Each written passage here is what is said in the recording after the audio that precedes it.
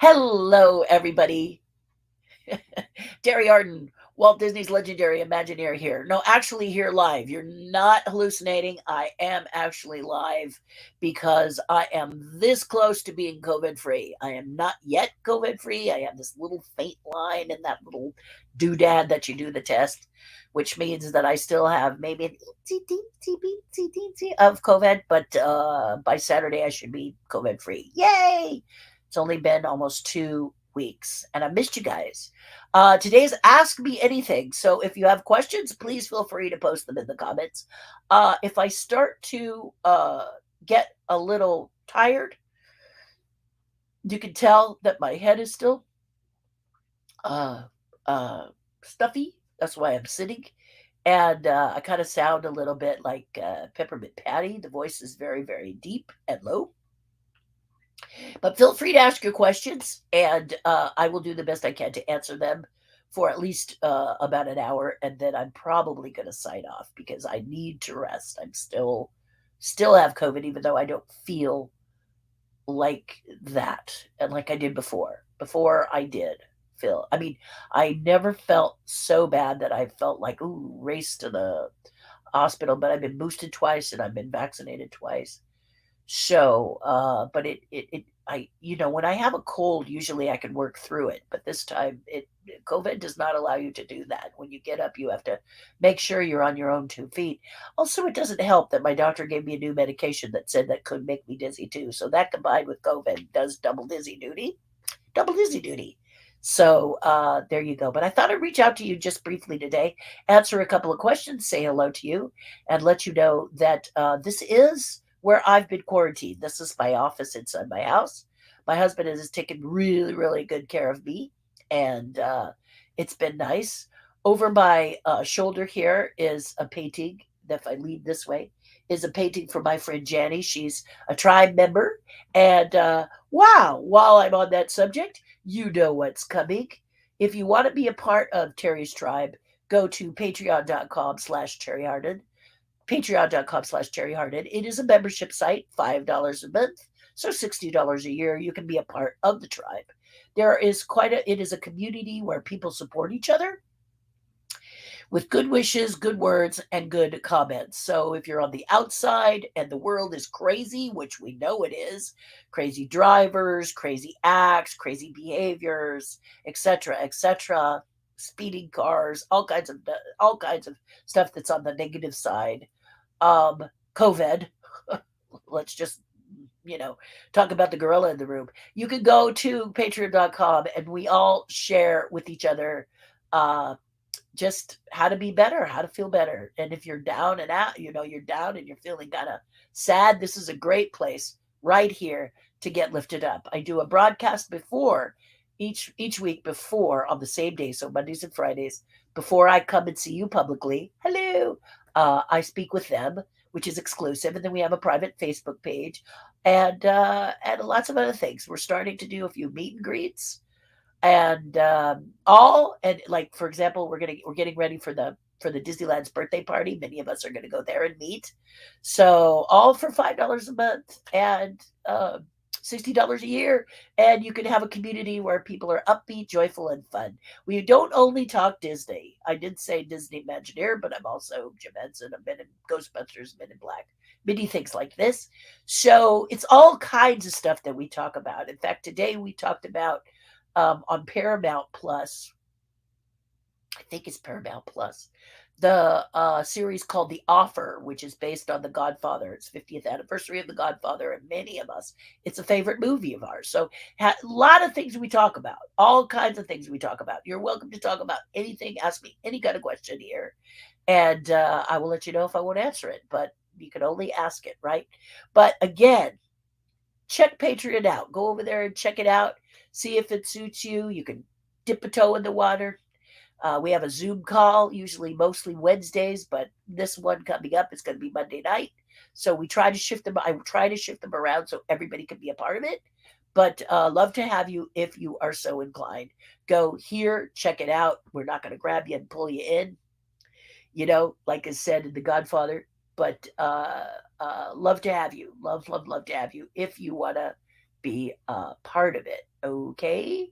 Okay. There we go. I'm just grabbing you guys in the comments. So, before I got COVID, I uh, did the Chuck Jones Red Dot Society auction, and my painting, I was very happy, sold for $400. I was very, very happy. $400 to the charity. So my painting is getting better. Yay! And it looks like I'm going to be, I don't know if you guys have gone to DizCon.com, and I will have more specific information as it develops. They reached out to me just before the 4th of July. Did you have a good 4th of July, by the way? Feel free to tell me about it. Mine was spent here, so no barbecuing. I think I had soup. 4th of July soup! Woohoo! But anyway, just before the 4th of July, so I wrote to them and said I was in no condition, number one, COVID, number two, it's a vacation, to reach out to them. And we have come to a tentative agreement. First of all, I will be there for DizCon, which is September 30th, October 1st. And I will be on a panel with Mark Silverman and a couple of other, Ron Schneider, Mark Silverman, and one other person. Okay. And forgive me, I don't remember because I have COVID. I'll use that as my excuse anyway. But we're going to do a panel. I think our panel is on Saturday, and I'm not sure what we're going to be talking about, but we're going to be talking about a lot of stuff. I will have some things there to offer you guys. I will have some Cheshire cats available, and I will have uh, a few jibbities, but mainly photos, because it turns out that this seems to be what the clients like. The you guys who go want autographed photos, so I'll probably have some new autographed photos, and then I'll have some of the current autographed photos because I haven't been in Florida in a very long time, and I'm also going to do a special one of a kind piece for Give Kids the World, and I'm going to do a silent auction. I'm going to do a raffle, I think, not a silent auction, a raffle. And you guys can be a part of it. I'm going to open it up to you guys, and I'm going to open it up to my tribe.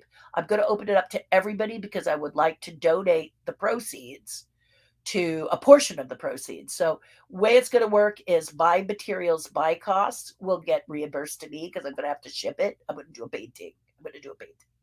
So you'll hear more about it.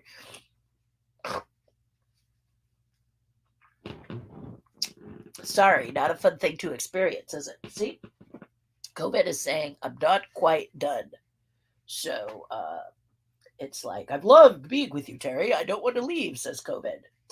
But it's on its way out. I have a very faint line. So by Saturday, when I test, I should be good. Okay? All right. So I think DizCon, I wanted to tell you about DizCon. I will be going to D23, which is early September, right? What's that, 9th, 10th, and 11th? I'll be at D23. I don't think, well, I'm not even going to speak that. Right now, I'm working. I'm working hard to possibly be on a panel because it celebrates Disneyland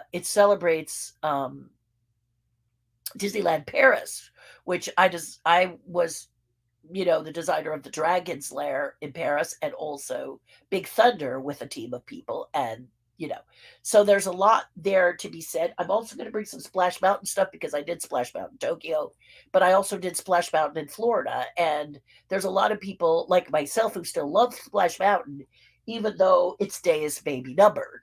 So we're going to celebrate Splash Mountain. So I'll have a few items there that I can sign besides photographs, in case you don't want a photograph, in case you have a pile of photographs and you'd like to maybe wear a pin or something.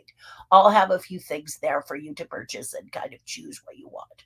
Okay, I won't have too many things because I'm really being cautioned that when you go into the celebrity room, you're really going in to get autographs. And I would imagine that to get the autographs are like $20 a piece. For most people, that's usually the going rate, $20 for an autograph photo. So that's probably what it's going to be. But I will let you know. It's not till then. But I wanted to give you a heads up in case you were someone who wanted to go and you're like me in California. You got to fly there. Great time to celebrate the anniversary of Epcot, which is going to be happening there as well. So lots of fun things. If you've been planning that trip to Florida, this might be the time to do it. Is around discon.com, and I'll give you more specific stuff as it develops, okay? But great to be back. I love you guys. I miss you guys. Thank you for all your well wishes. I got some really good little care packages. I want to thank you. Evan Hunter, who is part of the Patreon tribe, Terry's tribe, made a cake for me for my birthday. My favorite German chocolate. I have to say it was the best cake I've ever had at German chocolate. It was absolutely delicious. I would imagine because it was made from scratch. My mother used to make it for me, but I think she made it from a cake mix. I don't think she ever made it from scratch, which is why Evan just knocked it out of the park. It was so coconutty and chocolatey that I absolutely loved it. So I want to thank Evan for that. And then others sent me a book, sent me a gift certificate for a book. So that was about all I could do was sit in front and watch a movie or read a book. And so I've read about 2 so far. And then, of course, I watched more TV during COVID than I have for my whole life, feels like. But no, I exaggerate. But easily over a year. I don't get to watch a lot of TV, except when voting for Screen Actors Guild Award or something. So thank you. I just want to say thank you. Thank you very much. Sorry you're still suffering. Sending hugs. Thank you, Joe. Not really suffering, but suffering in that I can't do anything. Okay, I'm not used to sitting still and my hands being idle. Oh, it makes me crazy, which is why I have to have something inside in them at all times. So right now I've got my journal, or my date book / journal in there that has some information on some things that I'm working on for uh, things that's happening with my tribe. Yeah, mostly with my tribe right now. What are you doing to keep yourself from overdoing? Yeah, chains. No, basically, I'm. Let me just describe. I've had to isolate because my husband is high risk, and listen to this, guys. Did not get COVID. I have been major COVID for almost 2 weeks, and he has been taking care of me. We mask, we glove, I have disinfectants everywhere. So, for example, I have hand sanitizer right by the door. So before I exit to use the facilities or whatever, I wipe my hands heavily in hand sanitizer. Then I wipe the doorknobs off. And then I go wipe the doorknobs off again, go into the bathroom. We have 2 bathrooms, which is great. So I have the COVID bathroom now, which we'll have to get, sanitized and cleaned probably this weekend. But really make sure that he wears gloves. If he takes anything from me, he has gloves on and a mask on, and we make sure that we're that way. Even though I have a very tiny line and I'm probably not contagious anymore, we're not taking any chances.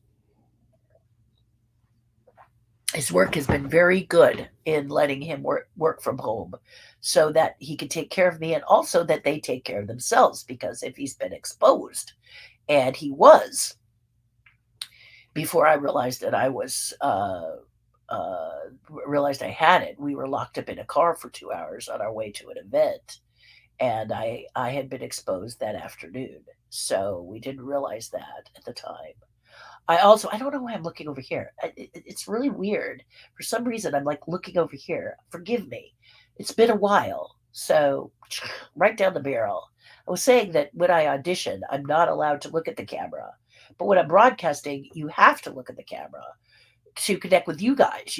But so I did do an audition while I was sick, which was just insane. Stupid, really. Not really a good idea to do it. I'm just saying because it was this week, so I was on the mend, and my agent was just please, please, please. So the reason I say it was kind of a dumb idea, or I say it was a dumb idea, I didn't really say kind of, did I? Was because I wasn't at my best. And so I did it, and then I did it, and then I wanted to be done. But I remembered Mel Gibson saying during Braveheart that one of the good things about directing the movie Braveheart, which is one of my favorite films, was that he realized he didn't need 50 takes of something. Actors tend to overdo, artists tend to overthink. So he realized when directing that he had to get it done. There's budget and everything, and he had to get the thing in the can. So the only way he was allowed to direct Braveheart was that he had to act in it as well. And he was the major thing about Braveheart. So he said it just about put him in the hospital. He was exhausted. He was tired. He wasn't well. He was worried about not putting in 100% good performance. And yet it was a really great performance that he did. And he did it like this. So I feel like I wasn't at my best, but who knows? If I get a call back, then I'm just going to zip it and forget it, right? About it. It is for I can't even remember what it was for, and I really shouldn't talk about it anyway specifically. But we'll see. If I get a call back, then we'll go from there.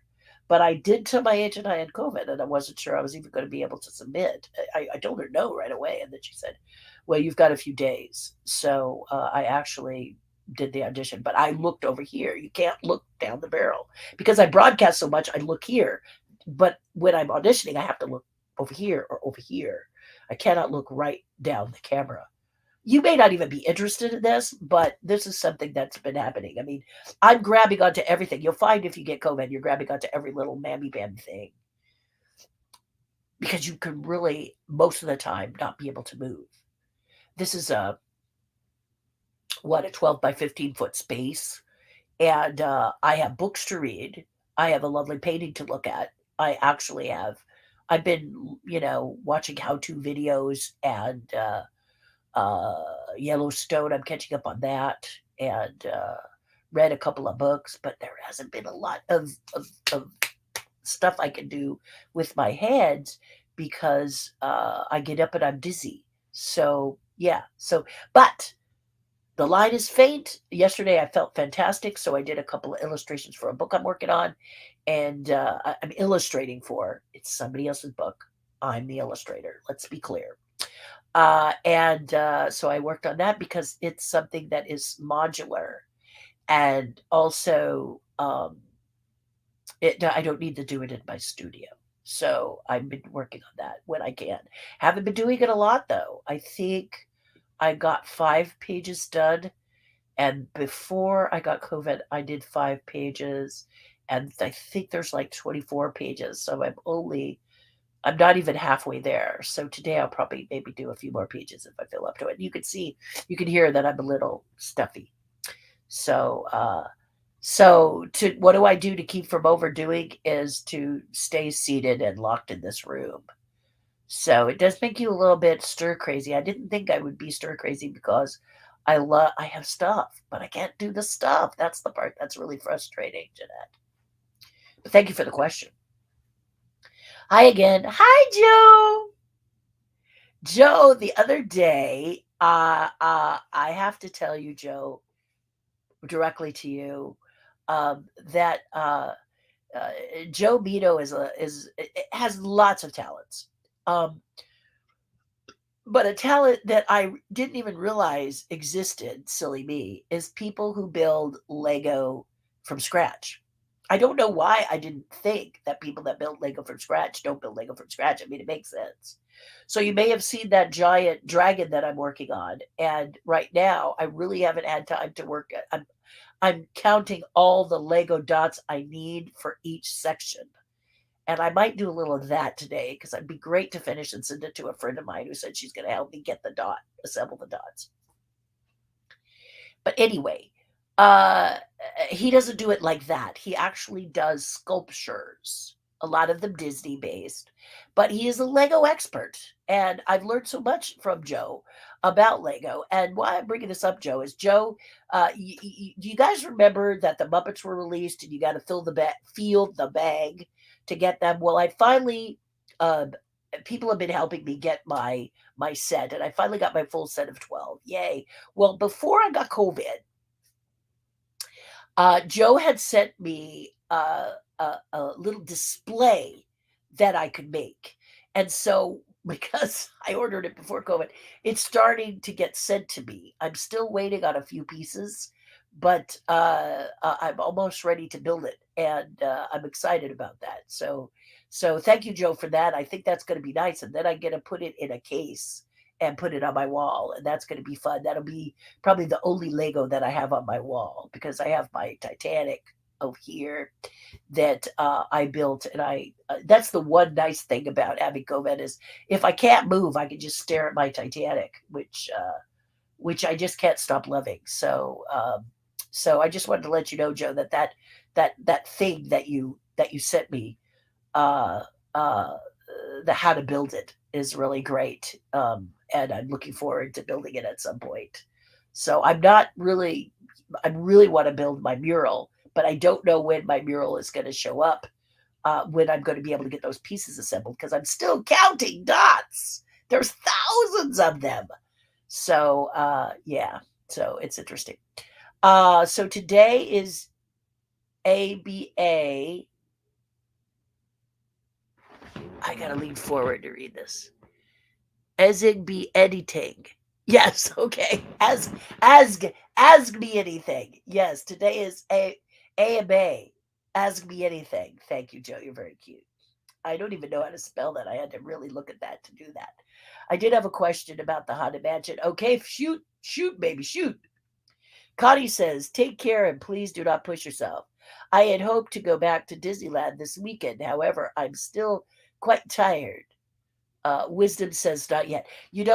Connie, your words are absolutely uh, so true.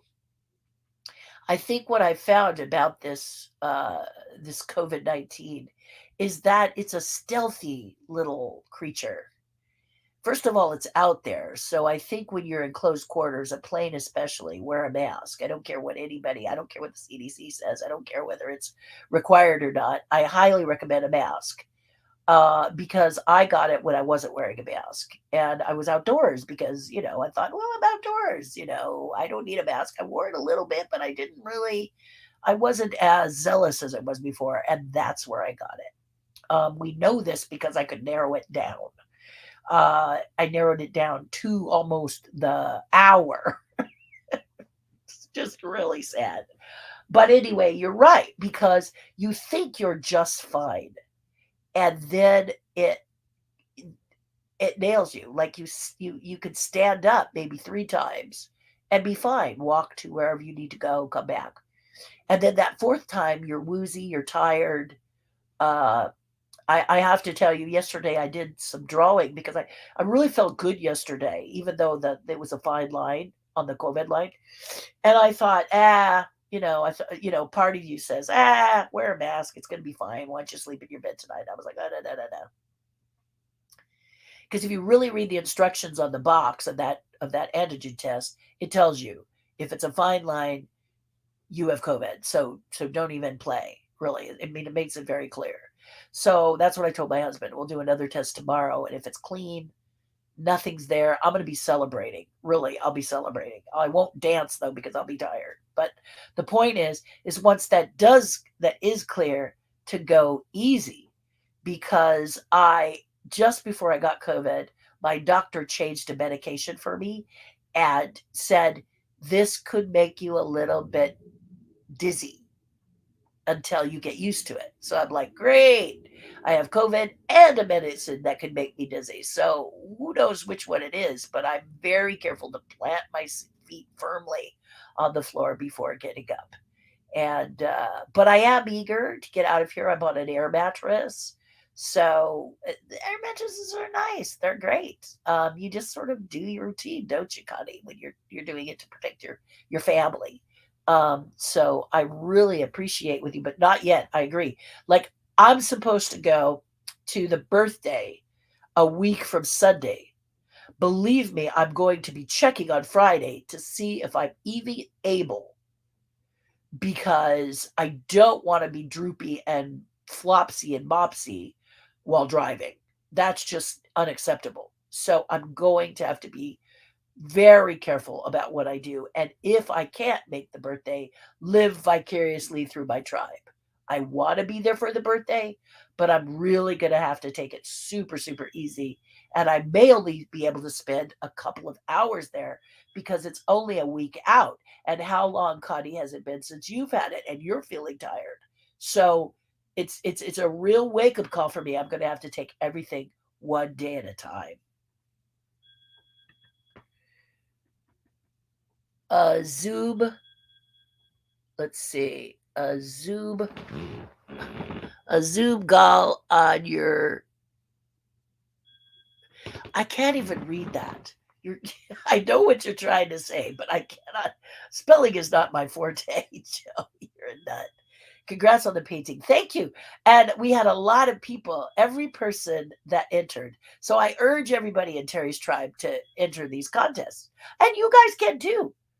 Okay. You can go to the Chuck Jones Center for Creativity. I think they have a Facebook page. Just put it in the search and then sign up and follow them. Okay. Because it's open to anybody who wants to do a painting for the charity. They will send you out a canvas and you send them back a painting, and then they put it up for auction. And then it can, I mean, I still didn't get my red dot. Okay. I've always called this the quest for the red dot. And on my tribe, I talk about the quest for the red dot, which is that a red dot used to be $750 to the charity. So if somebody really liked your painting, they would put a red dot on it and say they would pay $750 for the painting. But as many things, prices have gone up, expenses have increased. So the red dot now means buy it now. You want to have it, own it. You want to shut out all the other bids. So it's a silent auction where bidders bid up the price. So let's say the base is 300, then 350, then 400, then 450, blah, blah, blah, blah, blah, all the way up, depending on what the base price is. Yes. And it'll go up to the final price, which is the buy it now price. So a couple of things really happened with my painting that were very flattering. It did not go for the buy it now price, but it went for the highest amount of money that I've received at the Red Dot Society to date, which is nice. When I paint, okay, sculpting is my forte. So when I paint, the painting did very well this year, and I'm very touched. I'm feeling, you got to kind of feel what a Chuck Jones painting is going to be. This year seemed to be people who did the characters like Bugs Bunny and that little dog with the kitty was kind of featured this year. But in any case, those paintings, like they did like an Abbey Road painting that went for buy it now. Somebody did a Speedy Gonzales in wire, and that went for its buy it now. It got a red dot, but that was more of a sculpture, not a painting. I'm really about I when I do a sculpture, I get a red dot, but I want to paint because that's what they're asking for is a painting. So I'd like to get my painting to get a red dot. So we'll see. Next year I'll do it again. And I'll just keep striving for the red dot. But the good news is that they keep getting sold for more. So yippee-ki-yay. I'm well on my way. Ooh, I made a rhyme. So that's kind of what happens. But you go to Facebook and you guys can enter. And next year in 2023, they're going to have it again. So if you're someone who doesn't paint, would like to paint, you don't have to paint at all. You can sketch on the canvas. You can take a look at go to the Facebook page and go to their website and take a look at forgive me, I'm looking off into space again. Take a look at the past auctions so you can get an idea of what appeals, They're gearing up. They're because of COVID, they have to be really careful when they have a live event. This live event was pretty good. We had a really nice time. We had a good time.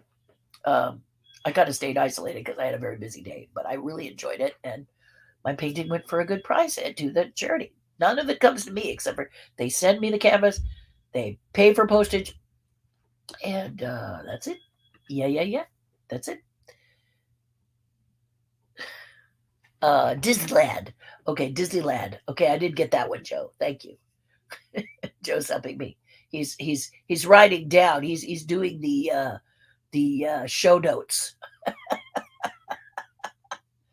Oh, nice. See you there. Yes, I'm looking forward to going there. So I'd love to see you there. Yes, I usually stay around Coke Corner, and I usually go in the morning. Yeah, if you're talking about the birthday, Goved. Uh, he's just gonna keep doing this. He can tell me later. You guys are enjoying his comments, right? It's too much work. It's just too much work for me. I'm gonna abstain for now.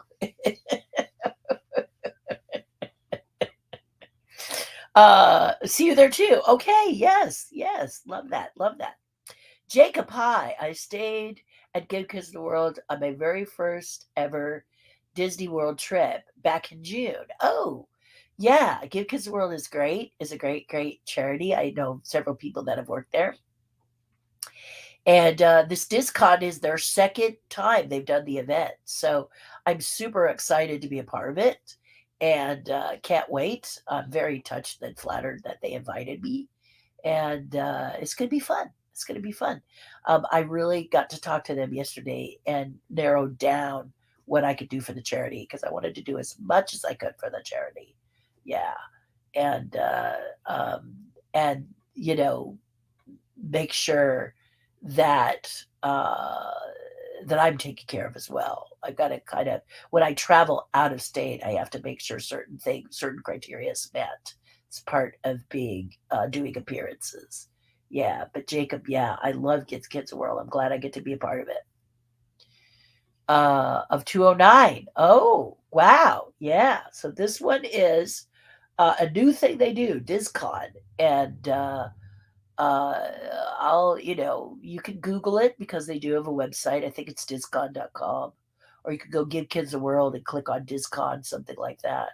I haven't really been on the computer for very much because of COVID. I've just been really taking it easy. I've got lots of people in Terry's tribe that have been coaching me uh, on just how to just be sure to take it easy, be careful. Just found out that Larry Storch passed away and James Caan too. So my goodness, they say people die in threes. I'd really rather not buy into that, honestly.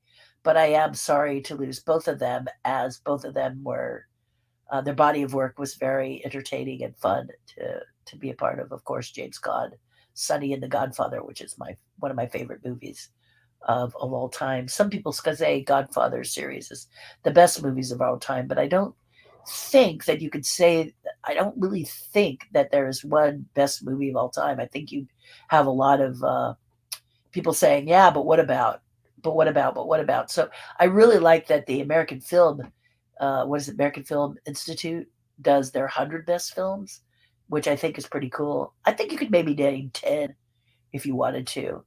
But 100 is great because you can look at that list and go, "Wow, these are 100 films that the institute feels are the best films." So you can look at them and go, "What have I not seen?" And kind of judge for yourself, which is pretty cool. Yeah. Yeah, but if the thing is, if you're someone who likes Marvel or you like Star Wars, like I like Star Wars, a lot of those films don't have a lot of fantasy sci-fi. They have some, but they don't have a lot. And so I think that's neglected because there are some fantastic sci-fi films that I like a lot and fantasy films that I like a lot that I think are beautifully done. So it's hard, it's what you like. And so you will find that 10 is 10 is 10 is 10 based on the point of view of the person who's asked the question. And I recently saw the offer on Paramount Plus because unfortunately I signed up for Paramount Plus and then it's on my TV in another room and I am here and the Paramount Plus doesn't work here. So I don't get to watch it. So I'll be looking forward to seeing the last couple of free weeks that I've got with Paramount Plus. But I did get to see the offer before I got sick and I loved it. And in the offer, I think they start with a quote that says, there are 3 points of view, your view, my view, your 3 types of truths, your truth, my truth and the truth, and nobody's lying. And I really love that quote. Now, I may not have got it perfectly, but that's the essence of it, right? Meaning that because of your point of view when the incident happens and you seeing it with your eyes and your brain, three truths occur: what actually happens, then your point of view, and the other person's point of view, if there's three of you. And it's fantastic because I've been analyzing that through the books I've been reading and the movies I've been seeing. It's been very interesting to kind of break that nut up because it's seriously cool. It's absolutely true. You know, if somebody saves your life, then you know, if somebody does something really nice, then your point of view is they really came through for me. The other person may say, well, it wasn't any big deal, and then the truth of it is what actually did happen. What did they actually do? So it's cool. It's cool. I love that slogan. Anyway, the offer's great and worth. If you don't have Disney, if you don't have Paramount Plus, do that 7-day free trial and watch the offer. It's really, really, really good. It's really, really worth it. And then catch up on your Yellowstone too, if you want, because that's also Paramount Plus. Good morning, Joseph. 100% soon. Hopefully, I'll see you at D23. I'm hoping airfare will drop soon so I can afford it. I hope so. I hope for you too. Yeah. Yeah, I'll be there. Right now, it looks like I'll be there Friday and Sunday for D23. That's what I'm planning. I won't be there Saturday so far, but I am working on seeing if I can get on a panel. Just, you know, it's all crapshoot. You just do what you can, but I'll be there. I'll be around there. And we'll, you know, get together, chat. It'll be worth it. Yeah, it'll be worth it. Such a beautiful place for families with or even without special needs to go. Yes, yes. I've heard. I visited one time, but it was years ago. With a friend of mine was a part of that, and it is a lovely little place. It is, and it's not a little place; it's a big place, but it's really lovely. It's a great. I love Give Kids the World. I love everything about it. So to be able to be a part of it is an honor, a great honor to me. So. No more COVID surges is what I'm praying for, so I can actually go for real, you know? Two, yes. I knew what you meant. I knew what you meant. German chocolate cake from scratch is the very best. It looked delicious. Yeah, it is. It was amazing. And my husband, who's diabetic, wouldn't eat a lot of it. So there was this giant. You saw, Diane, this huge cake, right?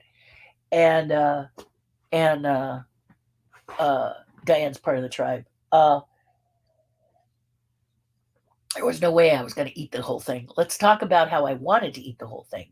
But I ended up sharing it with my dad, who loves German chocolate cake. My dad loves sweets. And my cousin, who loves German chocolate cake. He just loves it. I sometimes can't remember what he likes and what he doesn't like. So he came over to drop off some groceries. And I said, look, I may have COVID. Because he saw me in a mask. And I said, I may have COVID. So I've got to keep the mask on and stay away from you. But you want some cake? And my husband cut the pieces and wrapped them up for Tim, my cousin Tim, and they've all tested negative, so they're all safe. I didn't infect anyone, and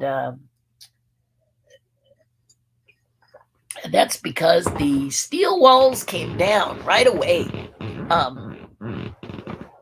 As soon as I knew that I was sick, I isolated. So there was the no, do not pass go, do not collect $200. Bam, there I was doing it. So there you go for that. But yeah, it was really good, and it's completely gone. I have to. The cake carrier's got to go back to Evan, but I have to be COVID free before I'll even let Evan step onto my property to get his cake carrier. So, but I really loved it. It was delicious. Yes, it really was. Larry Stores passed at 99. Don't you just hate that? 99. 82 for James Cod. I did read that. And the former Prime Minister of Japan, Shinzo Abe, was shot and killed during a public speech train station. And when was this, Joe? See, and I've also stayed away from the news. So I don't know a lot. I really didn't do computers, I did some texting because I could talk to text. My dad was concerned for my health. I have to let him know that it looks like I'm coming out of it. Yeah. Yeah. Yeah. Anyway, that's just terrible. See, this is why Terry's Tribe is great, because you can kind of be nestled in the kindness and love, and then you can leave it and be have extra armor for stuff like this that happens. Just a shame. Just it's ridiculous. Just ridiculous. Happy late birthday. Oh, thank you, Jacob. Thank you very much. That's really sweet of you. I had a good birthday. I really did. And I spent it, not, right after I got sick, but oh well. Now I can tell people specifically about what it's like to have this. And thank God for boosters and for the vaccines, because I know they really help me out. Even so, it's a tiger of a virus. It doesn't play. It really has got it's got it out for you, and you can't let your defenses down even for a moment. And I don't think it should be taken lightly. No, I don't think. I would rather not take it at all. But if you got to, don't take it lightly. Don't say to yourself, there are those who are going to get COVID and those who have had COVID. Don't do that, because seriously, I have a friend who doesn't think cloth masks are effective, but he delivered to me on Monday before I tested for COVID, and I made him wear a mask because I thought I might be uh, that I may have caught it. And we were face to face close looking at the latest Rolly Crump chess piece, which, by the way, I finished. Yay! And I'll show you Monday. I'll show you guys Monday. But we were this close looking at this beautiful thing, and we were talking like this, and we were like this because it was really cool. It was really beautiful. Lee did talk like this, masked. Okay. So he tested. I told him right away when I found out I was positive for COVID, and he tested negative, and he continues to test negative.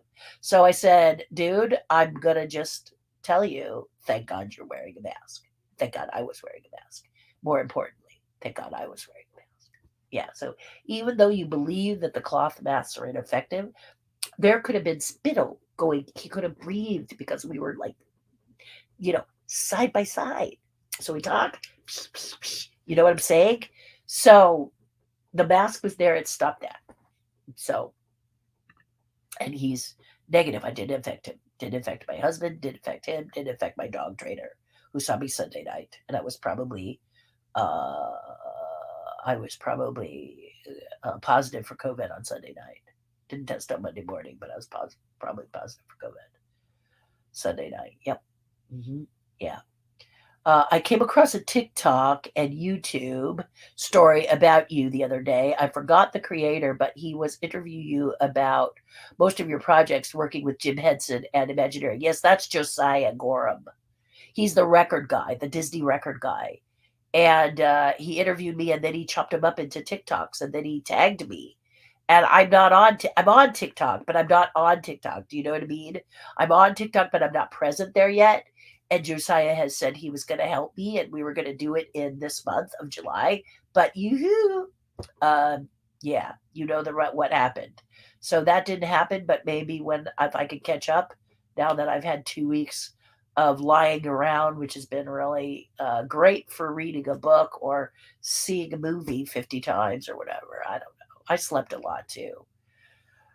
And then just worked on resting. I just had, it's hard. It's a very challenging thing when I'm a mover to not move. That was the toughest part. Yeah. And I had to just keep reminding myself that if I keep moving, this disease will not let go of me. So I need to just, take it easy. Do a little bit of moving, but then take it easy. Don't get crazy. Don't try to keep working is the main thing with COVID. Life is almost back to normal. Terry's back. Yay! I say the same thing, Bob. And I hope you're doing good. I hope you're doing well. I mean, you guys have been real sweet to reach out to me and give me your advice. Hydrate, hydrate is one of the things everybody said. I have been. That's the interesting thing. Also, really wasn't interesting in drinking. I tried to talk myself into maybe some lemonade, maybe a popsicle, maybe, orange juice or whatever. All I wanted was water and tea. I mean, water, water, water, and tea. The body just wasn't interested in lemonade or orange juice or even Dr. Pepper. I thought, well, hey, I'm not feeling well. Why not have a little Dr. Pepper? Didn't even want it. Didn't even want it. The body just said, nope, nope, water, water, water, water, water. So that's what I've been drinking: water, water, and tea. And lots of, I mean, not a ton of vitamin C. I mean, I had somebody write and say if you do too much vitamin C, it could give you gallstones or cause problems for your kidneys. Believe me, I haven't been, thousands of milligrams of vitamin C, but I have been doing some Energen C once a day, which I always do anyway. And I think that's part of also which helped, just made me feel better. But I don't usually sleep in my office, but because I'm isolated, I have. And what's really interesting about that part is that I think we have raccoons that love my next door neighbor, like not my neighbor specifically, but she has kind of like a jungle in her backyard because she has this sort of desert scape thing. And I think there's some really good sized raccoons because I heard their chatter, that sort of sound that they make when they talk to each other, and they were right out my window. So that was pretty wild. That was really wild to hear them chatter with each other a couple of nights in a row. I would just turn off the everything and just listen to them talk to each other. I know they were out there. I'm sure I'll find little footprints if I go out there. But nature really likes it when you're not outside. They love it when you don't come outside and they can sort of run rampant. Yeah, they like that. So, anyway, Bob, you're so cute. Janet Joyce, thank you for popping in to say glad I'm feeling better. Glad to hear from you. Always a pleasure. Thank you very much. Thank you, thank you, thank you. Very kind of you. Darren says, Joseph, that was probably the TikTok series by a tribe member. Yes, tribe member Josiah Gorham, or the Disney record guy. And he was really sweet to tag me on it. So my following of TikTok has gone up, even though I'm not active on TikTok right now. And the main reason is because I tried to post a couple of things on TikTok and I got really confused and frustrated. So he's going to walk me through it. And that's because I'm 65. At 65 years old, this is not the way that I communicate. I like to communicate face to face. It is the favorite way, and I'm really good at it. I'm an expert at face to face, where many of you who have done this as your way of communication, or this phone thing as your way of communication, aren't so good with the face to face. But those of us who are older, that's the way we communicated, and we are really good at it. So we trade off with the young who maybe don't do face to face so well, and share our knowledge and they can watch how we interact and we watch how they interact and we can learn from each other. And that's what's beautiful about it. No judgment, no how, well, you guys, making statements about uh you know people saying clueless millennials or making all kinds of fun or whatever. No, I just think that it's two different training courses, and I have no problem reaching out to someone who really knows these venues to help teach me because this is not normal for me. If you've ever broadcasted live on your own, you're talking to a green light on your camera and you're hoping that the people are responding and enjoying it, because not everybody comments. They're listening to you like a radio show. And now on the Terry Hardin TV show. Yeah, that's kind of what they're, they have it in the background, a nice, happy voice that's positive, and you just got to get used to it. But I'm used to looking at, a person across the table from me and us having what's called a conversation. I like that. I've always liked that best. But that's what I was raised with. That's why I like it best. Hey, Terry and friends, looks like you still aren't 100%. No, Angie. No. I'm probably 90%. I still have 10% to go. I tested positive yesterday, but not like the first time I tested positive for COVID, it was positive. You know, those two sticks, two snakes coming together. That's from Conan the Barbarian. They were strong, like this, very strong. And then when I tested on, when did I test? I tested on Friday last, and it was like this one was really strong, and this one was starting to fade back. This is the T, so it started to fade back. And then yesterday, this one was very strong. The C, meaning you're doing a great job, Terry, but lingering back here, way, way back here, it was still here. The T floating, telling me, you're not yet done. No, no, no. No, no, no. So I'm hoping tomorrow, Saturday, this one will be strong, and this one will be gone. You see? Two sticks in that test that you get, you know. You got, if there's even the faintest, like a chalk line of that second one, you have to consider yourself positive for COVID. So yeah, that's the reality of it. So thank you, Angie. Don't be sad though, because it could have been a hell of a lot worse. And I'm going to say it just like that. It could have been so much worse. But because I am really quick with the vaccinations and the boosters, and I'll tell you one good thing came from Terry getting COVID. One good thing. One. The rest I don't think was that good. But one good thing was that my father went and got his second booster. My father had been my dad tends to procrastinate, and he put it off and put it off. And when I told him, I called him up and I told him, Dad, I got COVID. Please get a booster. He went right out the next day and got a booster. So that now my dad has two boosters and two vaccines, and that makes me really happy because he's in his 80s and he's about to turn 89, 88, 89. I lose track because he looks so young, but he's in the 80s, going to be 88, I think. I have to do the math. You guys can do the math if you want. He was born in 1933. So he's in his 80s, so, super high risk if I'm not careful. And he went and got vaccinated. So he got his booster, which made me very happy because I told him that the CDC is saying, at least here in California, they're saying they may advise us to get boosters in September, October for the fall. They're talking about it, and you need to have a space. You need to have like 3 months before you can get that, 3 or 4 months before you get that next booster. So if my dad had waited too long, then he would have had to wait. He would have had to wait. He would have had to wait. So now that he got it at the end of June. You have July, August, September, right? And so he could get it September, October, and still be safe. So I'm really glad he got it. I was trying to get him to get it in May, but better late than never, right? Yeah, that's what I say. Better late than never. But yes, not yet 100%. Josiah, aka the Disney record guy, correct. It was well done and broken up into nice bite-sized pieces. Really, really good. And really, really showed me by watching his TikToks how I might be able to talk first person. So again, when I'm feeling better, Josiah says he's going to show me how to do TikTok because he really does have it mastered, wouldn't you say? Yes, indeed, you would say. Hello, John. Thank you. I am feeling a little bit better. And John, I'm coming to Florida. So hopefully you could come and see me. It's going to be a really tight trip. I was going to try and go see Pegasus Loft. I really wanted to see Pegasus Loft, but my probably not going to do it this round. Probably do it.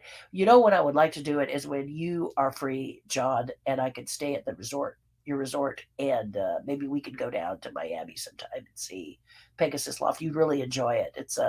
He has amazing collection in something like an airplane hangar or something.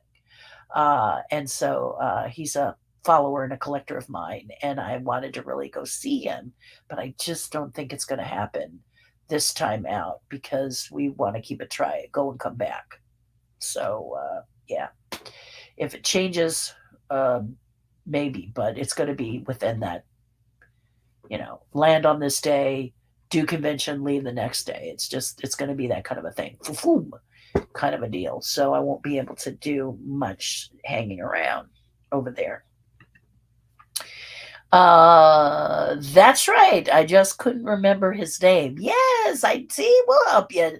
We'll help you, Joseph. We got this. Yep, we got this down. Yeah. Oh, Joe's got a novel here he's writing. How to Imagine. In a conversation elsewhere on Facebook, someone brought up the idea of Haunted Imagine being a wait a second. A antebellum plantation house, and how it was odd that none of the ghosts were of color. Do you think it might be a little more historically accurate if they put a few ghosts of color in the attraction? I think I'd love it. I actually would love it. I mean, ghosts come in all colors, right? Transparent. Actually, Professor Phineas, who is a ghost, could be a person of color. I've often thought of Professor Phineas, one of the hitchhiking ghosts, as a person of color. He just has that, he just has a cute round face, and he could be. But being a ghost, you all have that kind of similar transparency when you're a ghost. So, but I think it's a great idea. I think it would be a lot of fun. I think it would be a lot of fun to do that. I think Walt was probably trying to say, how can I make it? How can I make it distinctive? And he's right. You got to kind of, how can you distinct it when all ghosts are all transparent? And the broken singing ghosts at the end, one of them could be too, because everybody's the same transparent color. So they could be there already, Yeah. Yeah. That's what I think anyway. Angie says, has COVID finally made you bored? I know you're always going and it had to be difficult. I wasn't bored. That was the biggest thing. I have a really dear younger person, okay, in the tribe. We have several younger people in the tribe, but one of the younger people is Audrey. And Audrey is a doer as well. She's a real doer, and she's like 19 or something like that. She might be 20. But she's in college, and she's a real doer. She's just busy all the time. And I saw a similarity in her, and she had COVID. She was bored. She said she was going stir crazy because, like her, she needs to keep her hands busy, like me. So she said, be careful of that, because she was getting really bored and stir crazy in a small room, So I decided to isolate in my office, which is the perfect place because there's books everywhere. There are lots of how-to videos, so I would just watch how-to videos like crazy. I love how to learn how to do stuff. I got a Cricut for my birthday, but I realized that watching how-to videos on Cricut were just torture, because I've not even got to open the box. I was sick, and when I came back, I was sick, so I cannot even touch I opened the box to see that there was nothing busted up, but I got to fire it up in case it's broken, because I have to send it back if it's broken. But it seems to be, it's going to be okay. But watching the how-to videos for the Cricut just made me tired, so I said I'm not going to do that. But I did watch I watched a lot of painting videos. And the reason I watch a lot of how-to videos is because I want to start doing tutorials of my own. And I want to see what appeals to me and what doesn't appeal to me. Okay. I have seen some courses, how-to courses that I've looked at that I can't stand. They're terrible. And I'll give you a couple of cases in point. I think that when you do a how-to video, okay, so let's say you're going to do a how-to video, and I'm going to tell you that for $100 you can buy this video. It's 10 lessons for $100, $10 a lesson, whatever. And I'm just hypothetically, right? And so it's how to it's how to sculpt, for example. So I'm sitting there and I'm sculpting, but I'm not explaining to you what I'm doing. I'm giving you these assignments, and then I'm not the teacher, me, the teacher, am not giving you constructive guidance, not criticism, constructive guidance. Okay. Instead, I'm telling you that you're going to coach each other. So you pay $100, $200, $300 for a training, right? And then while you're doing it, the teacher, now realize these are pre-recorded videos, guys. You've taken a class, I'm sure, somewhere, somehow, some way, right? And the teacher never gets in on those videos. Like if it's going to be a course where the teacher looks in. So on Patreon for $25 a month, you can have tutorials with me, but I haven't done the tutorials yet. So I encourage people not to go to that level till I have something in there that they can follow. I have a pumpkin sculpting video from before, but I want to have some good content before you start investing in that. I want you to have a real good bang for your buck, like you get for the $5 a month right now. You get serious bang for your buck, and the $10 a month, you get good bang for your buck on both of those levels. But the $25 level, I think, doesn't have tutorials yet, so that's what the main thing is it's about. But if I don't check in with you guys and talk to you about your work, and I ask you to talk to each other instead, it's kind of like taking a class live and the student next to you starts to talk to you about your work. Do you appreciate that at all? I never did. Okay, I never did. I never liked the student next to me who's in the class training to talk to me on how I can improve my work unless I ask. Okay, that's the difference. If I ask the person next to me, so I was in college, I was taking a drawing class, and there was a girl next to me. Her name was Susan, and she drew like the old masters. I mean, this woman was killer. I mean, I drew, but she drew. You know what I mean? You get one of those people that is just magical sitting next to you. And I was just in awe of her. In fact, a lot of times I would have liked to have not done the project and watched her draw, just to watch her technique and process. So I asked her about, where did she study? Where did this come from? Was it self-taught? Blah, blah, blah, blah, blah. We became really good friends.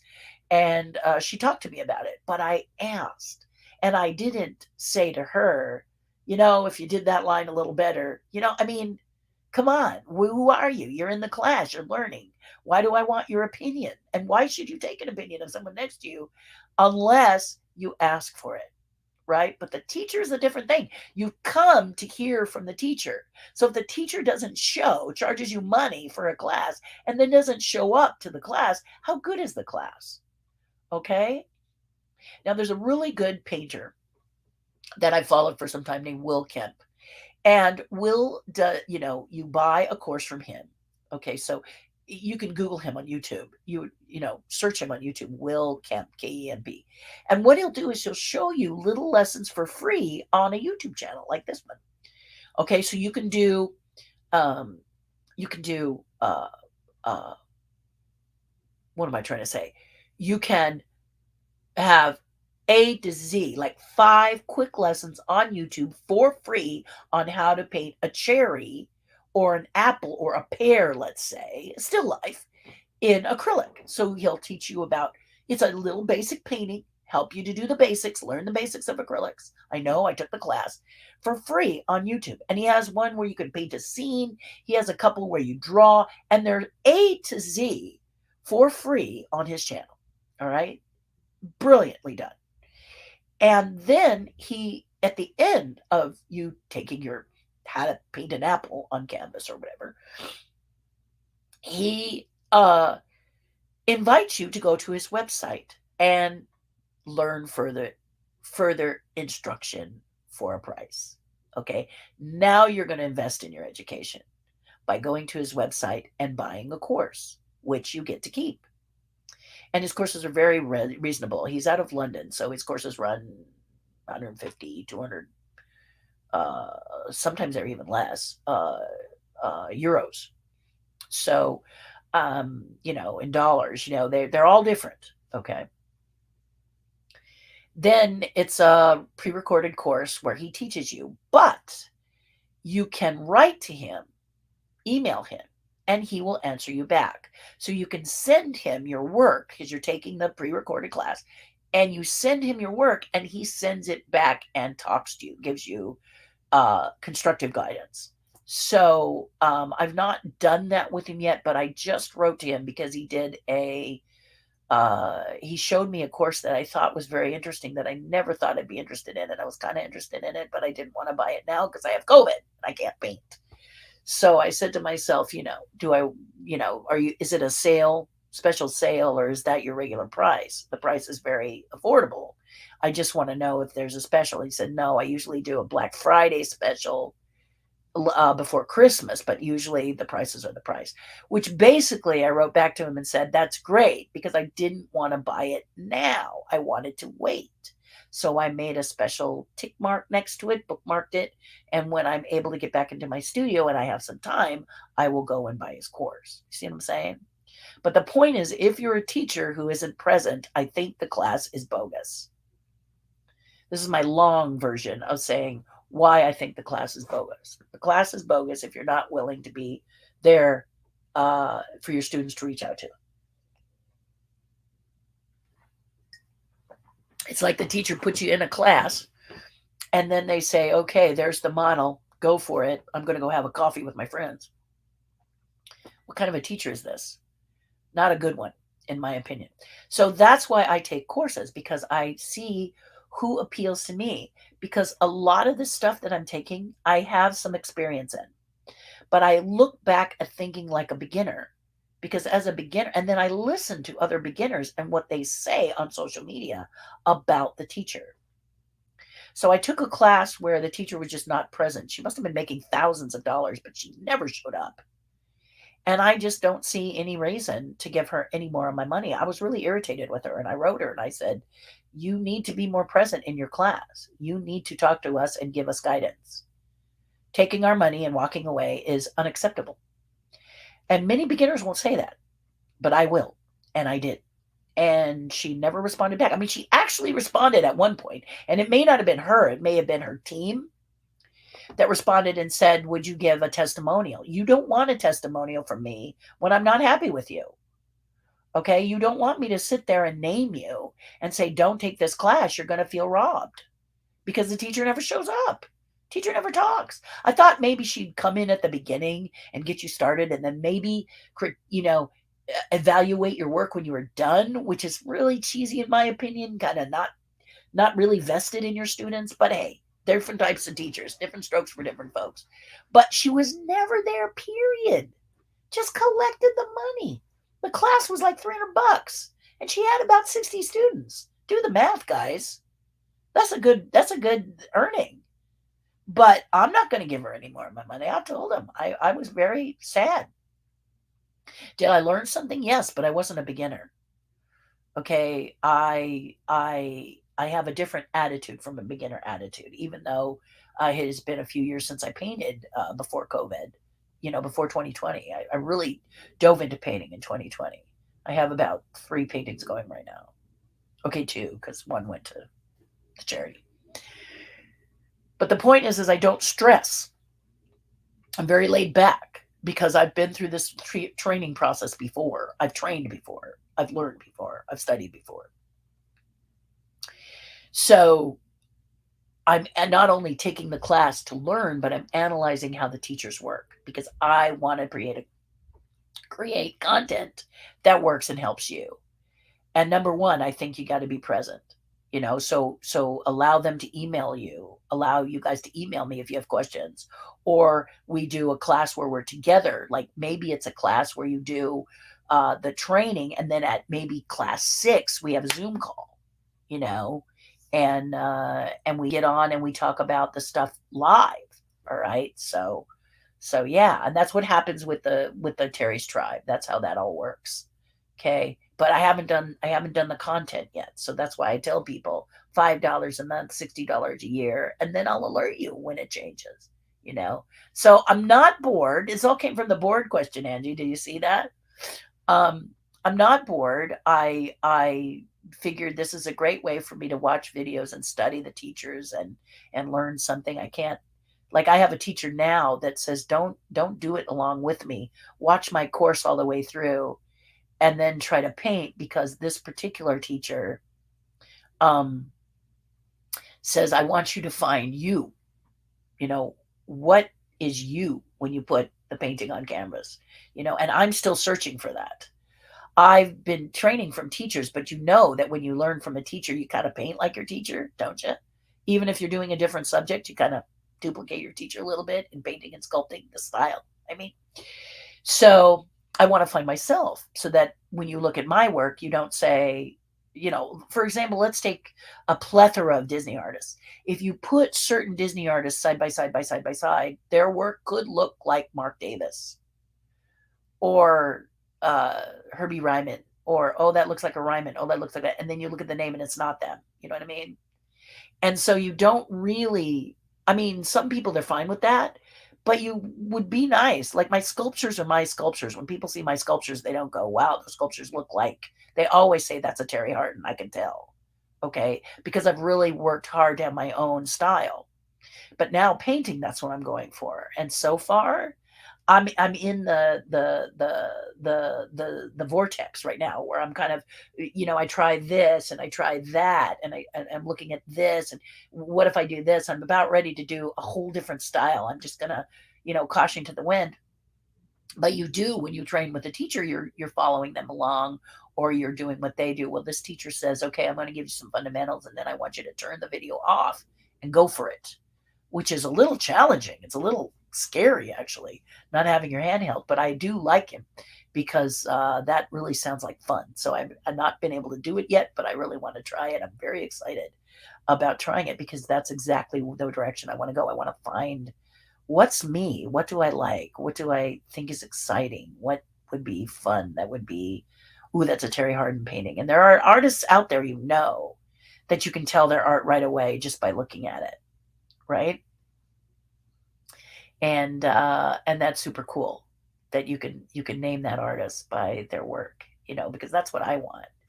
I want to be able to you to be able to name it and put my name, not say Mark Davis. I don't want my art to be like Mark Davis, or I don't want my art to be like Herbie Ryman or some of the famous Disney artists that have done their illustrations. I want it to be my art.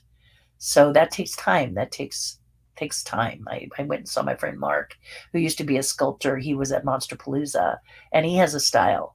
And when you look at it, it looks like a Mark. It doesn't look. You can't.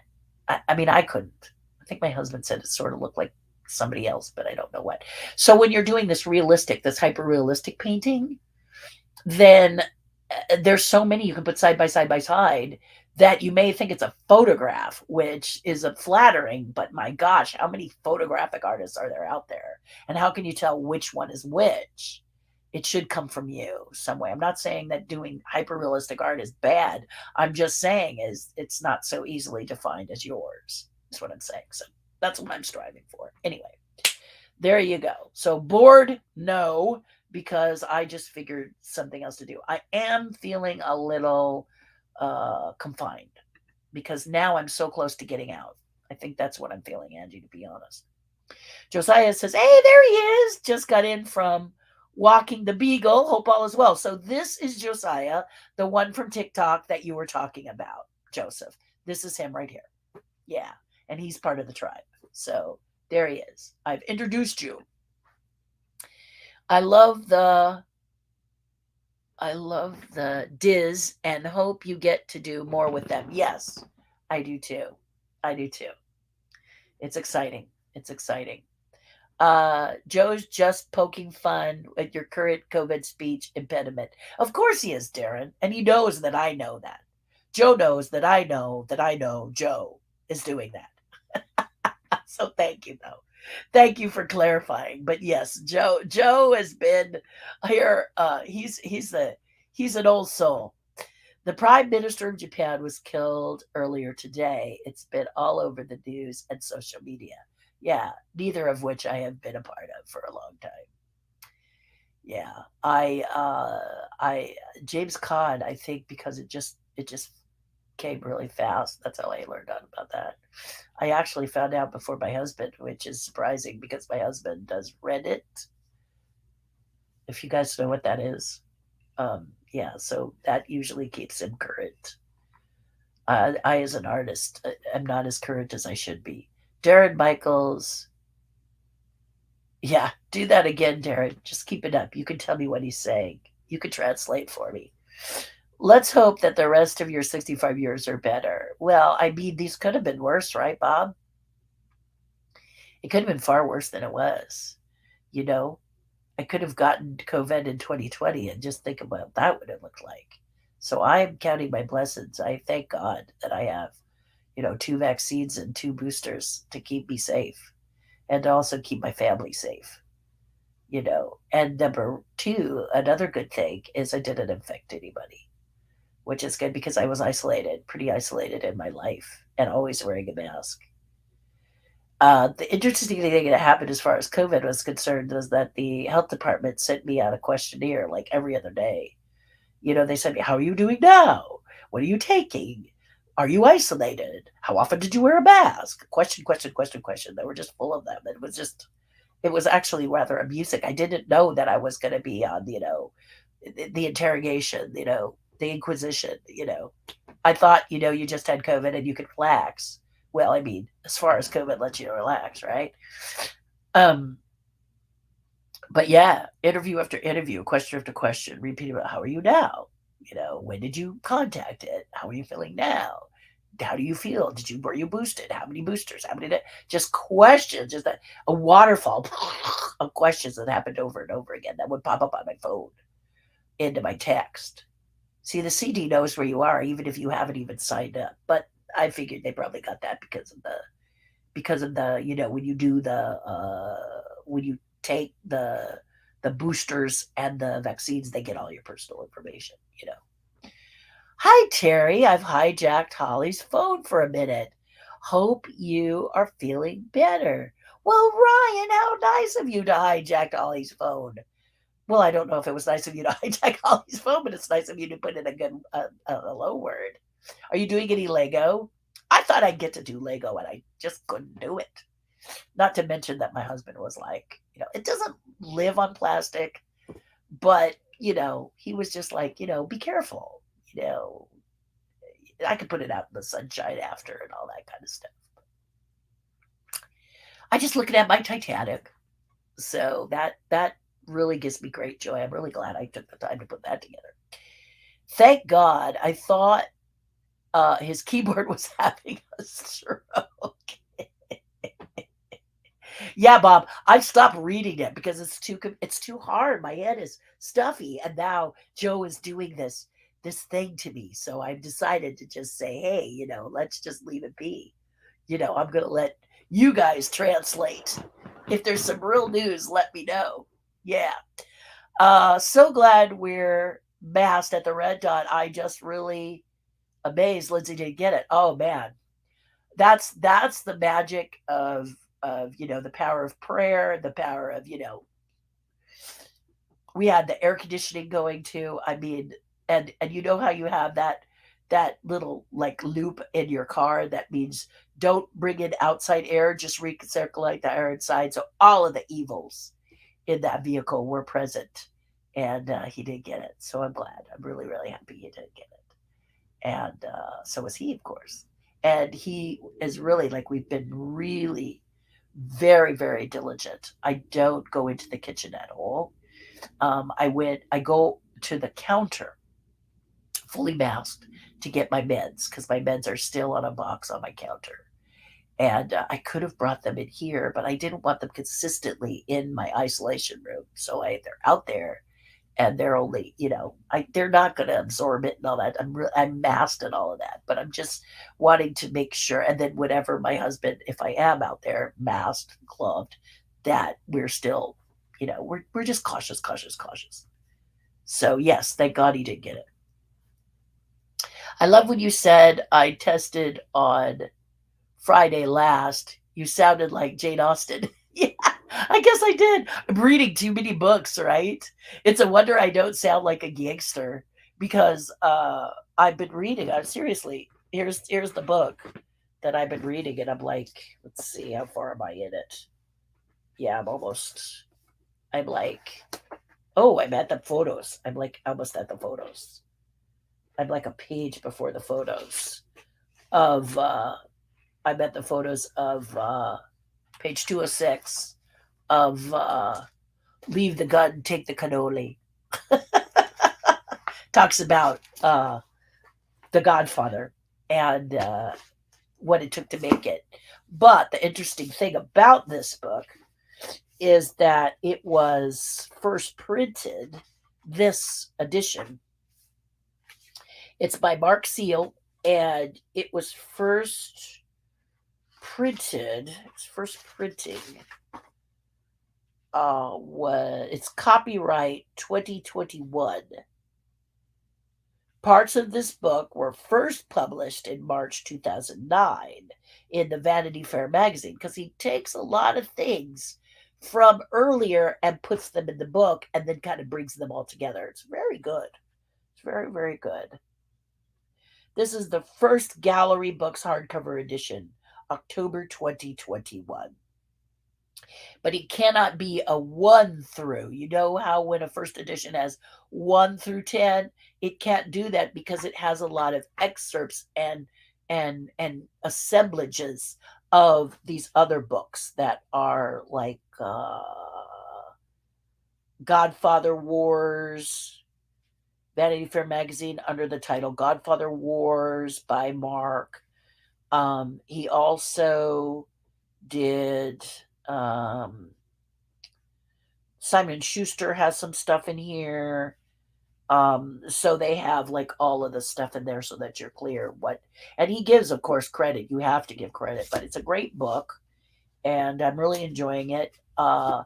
Basically what I tell people is if you see a movie that you enjoy what you watched and you want to know the true story, then you read the book. You go read the book. And then you kind of do the research, see if there's a documentary based on it or something. So, for example, I saw Trumbo, and I immediately read the book Trumbo, and they're different, but they're very similar. I loved Trumbo, and they kept pretty true, the movie kept pretty true to his timeline. But of course, a movie is going to make it interesting, fascinating, fun, because it's a movie, it's fiction. Okay. So, in the case of American Sniper, for example, a lot of people say that movie is raw patriotic propaganda, which I can see that. Okay. About a man who is the greatest sniper of all time and holds the record for killing the most people while when he did his tours in Afghanistan and etc. But many people who don't like the movie say they over glorify the killing part and don't really talk about some of the other parts of the book. But they don't need to, because a book is hours of reading and a movie is 2.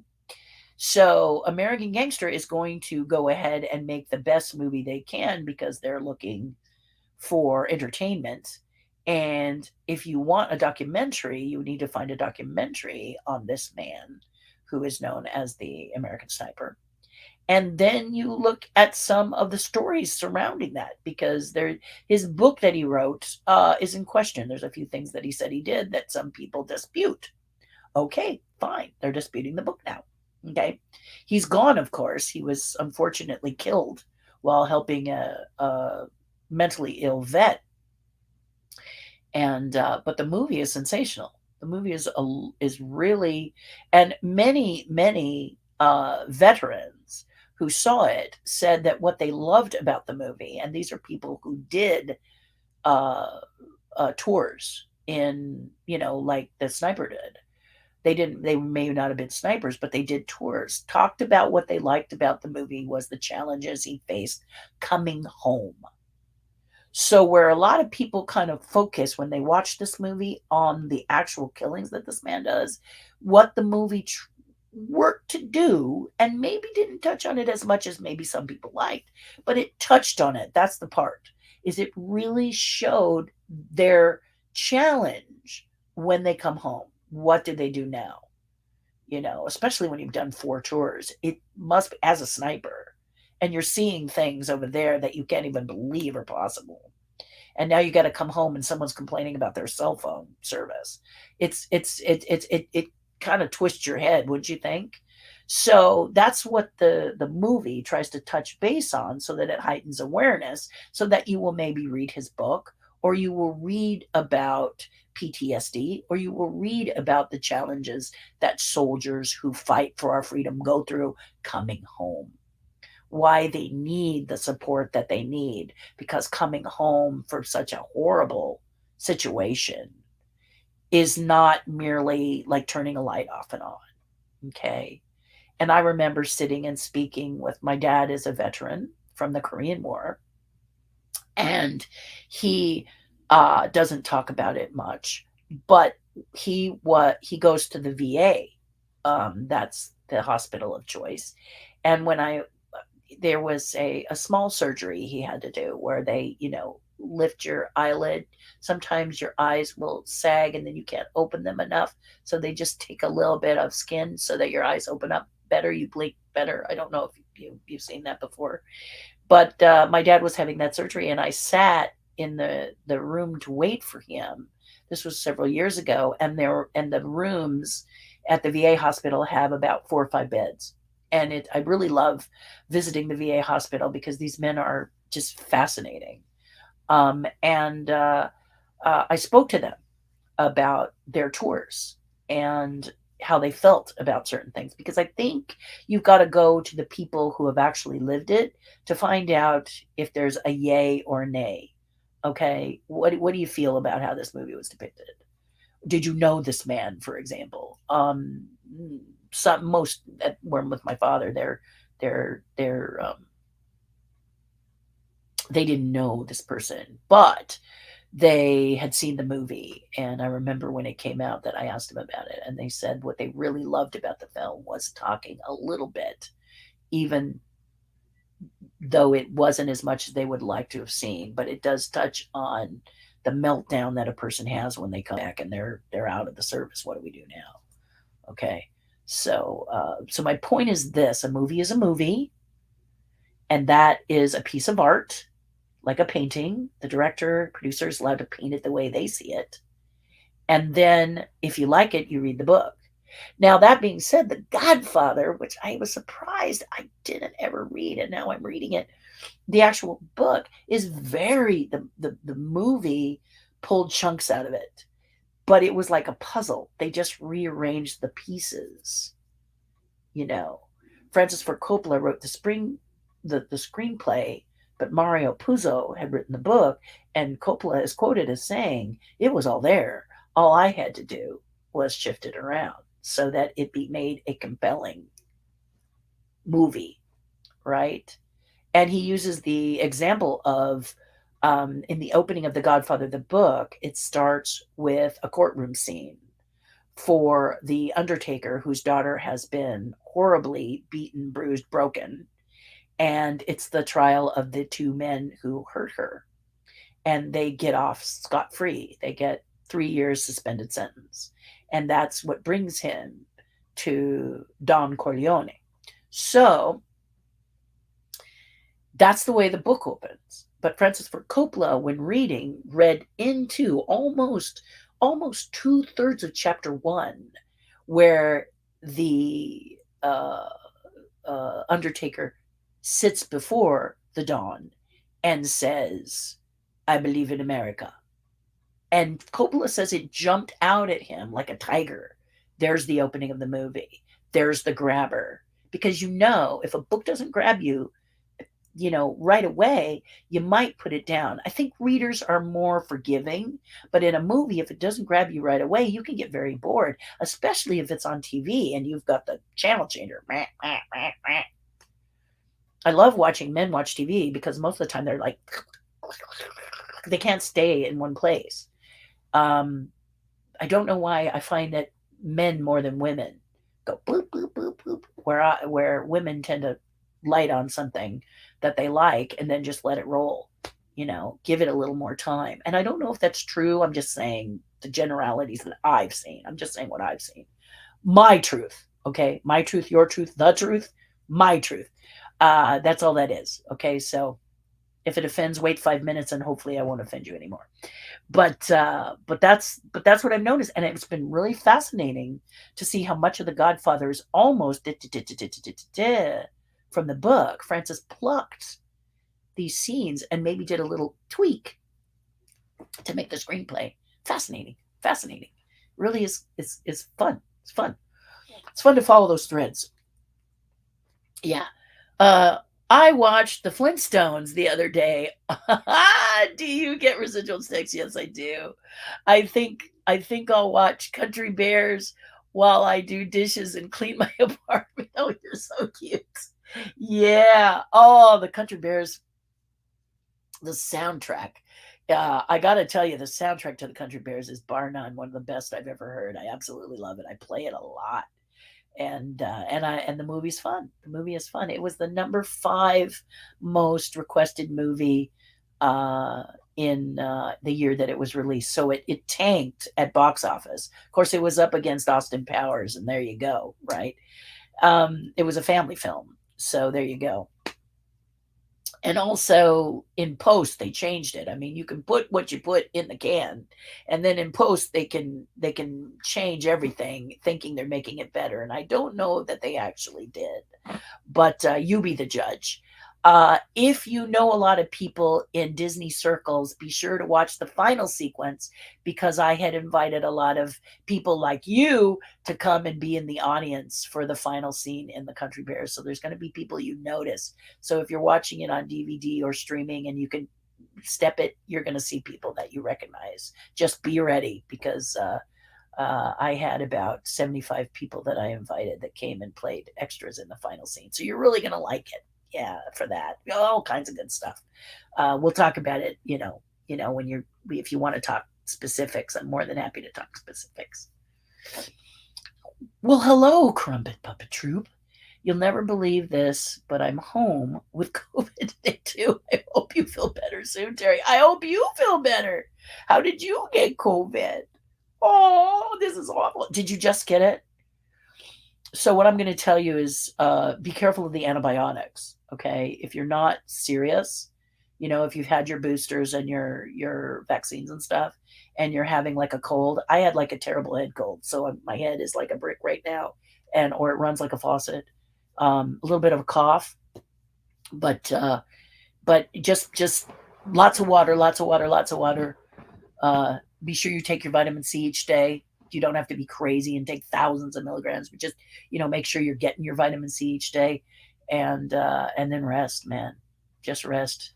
Catch up on the stuff you'd never do while working, and keep me posted on how you're doing. But yeah, I should be clear by Saturday. I was really close yesterday when I tested, just a faint line. But they say as long as the line is there, you still got it. So that's what we're doing. So I wish you all the best, and keep me posted, won't you? But rest, sleep. You're going to feel guilty because you do a lot of sleeping. It's really weird. You put your head back like this, what I'm going to do next, and then hours have passed, and you're like, wow, I didn't even. So your body is going to really command, and you may just crave water. And I never lost my appetite. I got to tell you, I seemed to feel like it was specifically proteins, which other people who've had COVID have told me that's kind of normal. I don't know why. Protein must have something, be instrumental in it. But it was really great because my husband makes this fabulous chicken, and he hasn't made it for a long time. And it was so good. I could not stop eating it. It was so good. It's just got he just cooks it so well. It's so delicious that I couldn't stop eating it. It's a good thing he stopped it, because I really devoured it. So don't feel guilty. Don't chastise yourself for sitting around. It could take as long as 2 weeks if you're in the early part of it, which just blew me away. I was like, no way is this going to take 2 weeks. I feel too good. And it's almost been 2 weeks. It'll be 2 weeks, Monday the 11th. So 2 weeks. I hate to tell you to resign yourself to that fact, but don't push, because if you push, many of my friends have said they've relapsed, and you don't want to do that. So, and the CDC may be interviewing you up the wazoo. So be ready for that. They interview you, they ask you questions, they ask your demographic. It's just the questions are like crazy. I felt like I was on a talk show, you know. But I answered them. I don't mind telling them. I hope this helps their research. But don't feel guilty. Don't be sad, and catch up on your books or a movie you haven't watched or a series that you'd love to watch, but you just didn't want to sit still and watch it long enough. That's the time. I did Yellowstone. So it's the time to do it, or a how-to video or whatever. Just try to keep yourself upbeat. And fruit. A lot of my tribe suggested fruit, not necessarily fruit like watermelon, but more like fruit like peaches. The yellow fruits is what they said. Peaches, pineapple. I couldn't find any pineapple, but I love peaches, so I just devoured peaches. During these 2 weeks, I must have eaten about 20 peaches. So the body wanted peaches, the body wanted protein, and water. So and a touch of vitamin C. So that would be my advice to you. But the main thing is, if you're a doer, you've got to teach yourself not to do.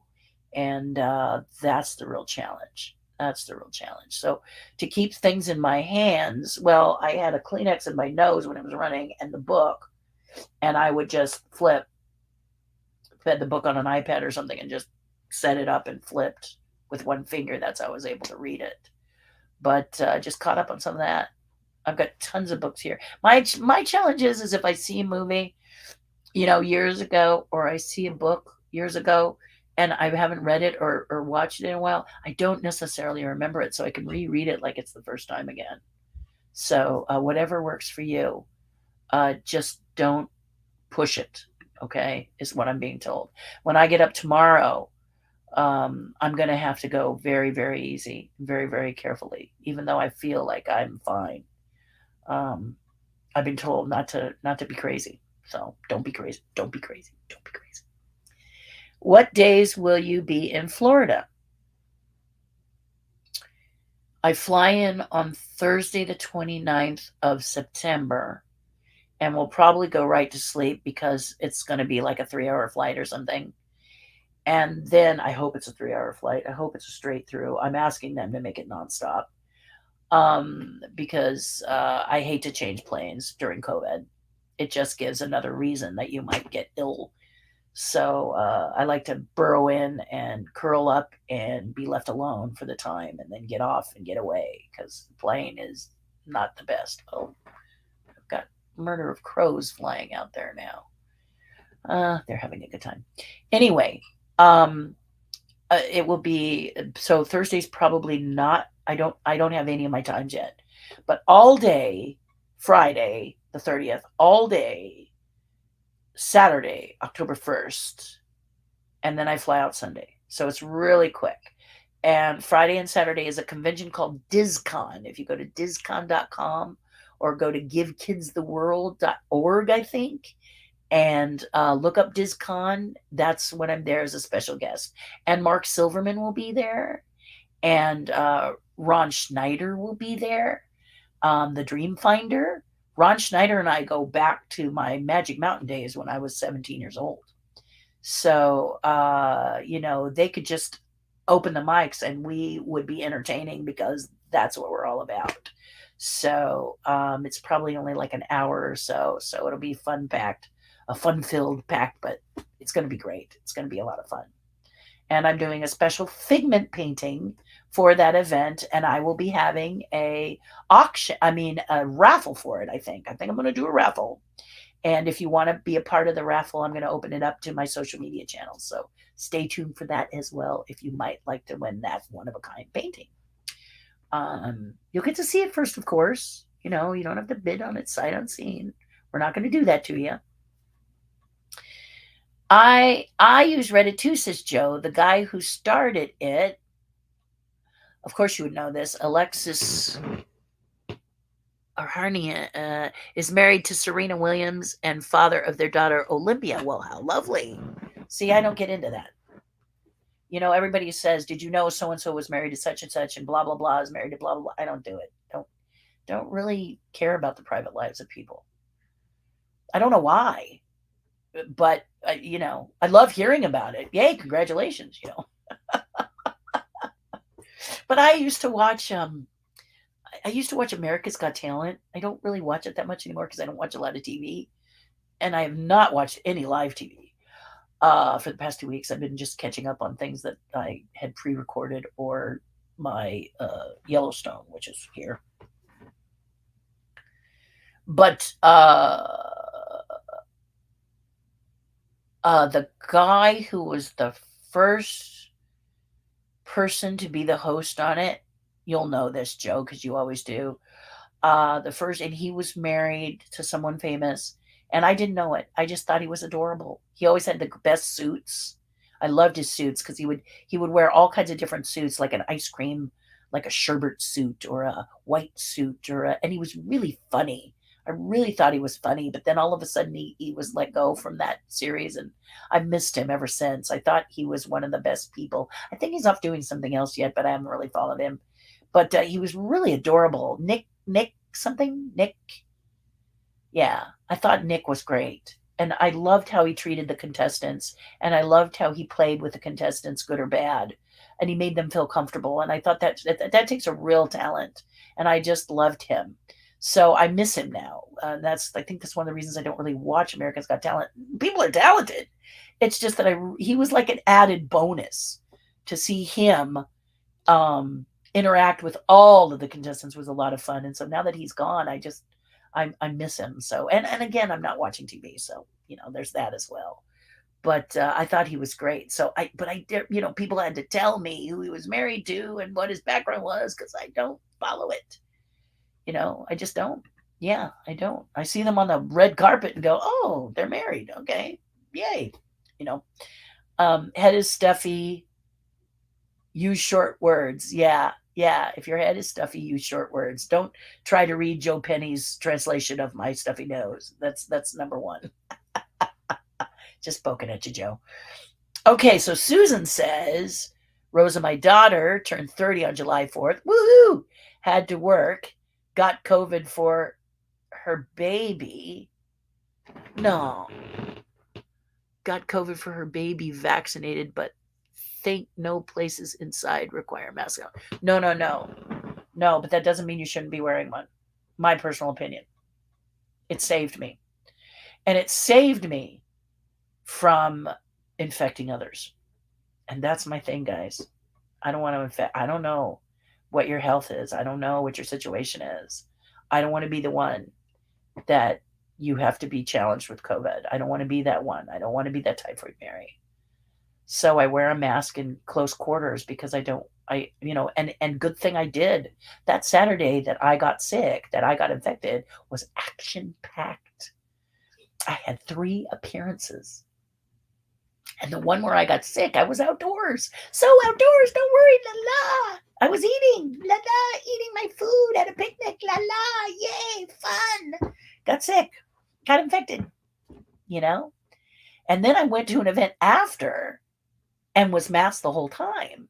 And thank God I was, because I could have been infecting the entire room. I would have had to write to them and say, hey, but I didn't have to because I was masked, fully masked. Okay, so yeah, is it an inconvenience? I mean, it is. It's a drag, but at least I'm not wearing a hazmat suit, and I am a little bit about me. I don't want to be responsible for infecting somebody else. I hope you get that. Okay, it's not about what I don't want. It is about what I don't want to be doing. I don't want to be the person who gives you COVID. So I wear a mask indoors. And I don't care if I'm the only one. Okay? I don't care. I just don't. Okay? My choice. As your choice is your choice. But my choice is I'm not going to be laissez-faire about this. And now I think getting COVID is God's way of saying, keep it up, kid.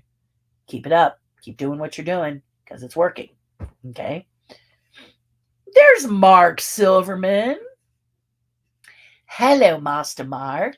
I look forward to seeing you at the con. Let's have lunch and maybe ride a few attractions. Yeah, the ride a few attractions is a big maybe. Mark, be sure and do the Epcot thing Saturday night. Okay, be sure you say you want to do that.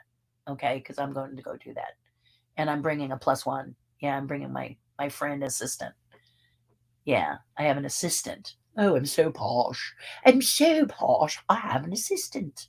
Yes, I do. So my assistant will be joining me, and and I know he'd love to spend time with you, and we will have a great time. We could talk Gargantuas if you want. I've been watching a lot of Gargantuas. Yeah. You know what's really fun about that movie, Mark, is watching it several times. Because at first you go, "Ugh, this movie is weird." But then you watch it, and it's like, whoa. Especially the Japanese version. I like that one better, actually, than the American version. But I don't know how you feel about it. Anyway, War of the Gargantuas. Lots of fun. Lots of fun. And yes, I'm excited to be on the panel with you. Ba, ba, ba! It's going to be great. I'm looking forward to Terry's Tribe Zoom call on Monday. I'm so glad you're coming. July 11th at 6:30. It's so much fun. Yes, and everybody has been, I got to tell you, Diane, everybody has been begging me to get well soon because they have so much to share on Zoom. So I have to keep this to 2 hours, or the people on the East Coast will never get to bed, and it's not fair. So we'll have to try and keep it to 2 hours. When we try to keep it to 2 hours, it goes about 3. But we do our best. You know, we don't want it to be midnight for the people on the East Coast. So we're trying to do our best to be cognizant of them. But they don't seem to mind. That's the problem, you know. If they would just say, gotta go, and just remind it, because we just get to chattering, don't we, on this? Yeah, but I'm glad you're coming. It's going to be great. I'm going to post it when I get done. Yeah. Francisca, I missed you at the Red Dot, girlfriend. So I can't wait till May 2023 when you're going to be coming and have a painting in there. My friend got COVID again a year apart, and both times she had severe electrolyte imbalance. Both times with seizure, and can't recall her memory of the week of her episode. Oh, see, this is what I'm talking about. This is what I'm talking about. It affects each person differently. And so I really don't want to be the one doing the infecting. Okay. It's always been my biggest concern, is I don't want to spread it. I don't want to be a spreader. Okay. The mask is not so bad. And this past, I mean, it's right here for me, right here. And it goes right on my face right away whenever my husband comes in. So it's worth it. It works. I mean, some people say they don't believe it works. Some people say they believe it works. I believe it works. It really works when you're close, in close quarters, I think. It really helped me because it was a very busy day, and I could pinpoint very easily. I was asked several times, when do you think you got it? Bam, here. Why do you think you got it? Because silly me, I was outdoors eating without a mask. Of course, it's hard to eat with a mask, isn't it? But the point is that, yeah, I mean, I should have been a little more cognizant when I caught it. I didn't spread it, but I caught it. And I'm almost sure at the time I caught it, that's how specific it was, because I wear a mask all the time in close quarters, except for there. So I'm feeling for your friend. I really am. Well, guys, it's so great of you to join me today. It's so great of us coming together.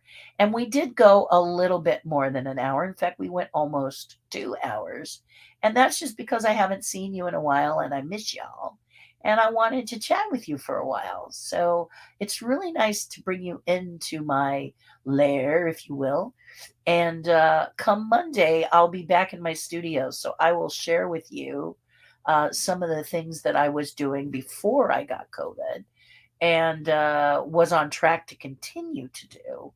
And then if I've got any more news coming up, I will share that with you as well. D23, it looks like I'm going to be going. I just don't know in what capacity yet. And will I have a booth? Question is a good one, but I will keep you posted on all of that, right?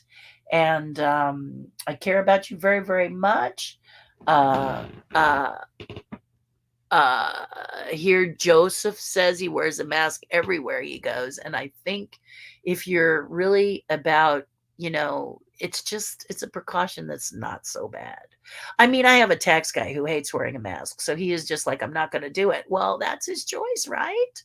But my choice is to wear one. So even though I care enough about him that I wish he would, it's not me to be his mom.